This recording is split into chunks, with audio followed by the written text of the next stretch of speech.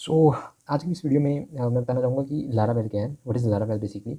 So I received a comment previously. So in that a person asked me like, what is Laravel? Does Laravel provide everything that we have to build?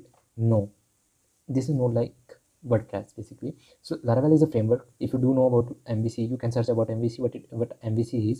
So then according to MVC, Laravel is in MVC framework in which you do have model view controller, and in model view controller, these are the separate things. In views you carry on all your front end files, and back in all your the page that will be rendering on the front.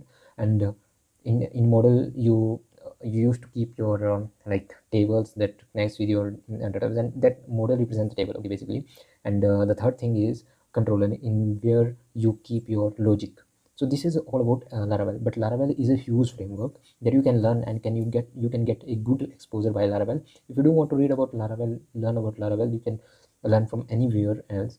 And I would recommend you to go on official documentation, so that you can learn everything in a very good manner basically. Bye bye.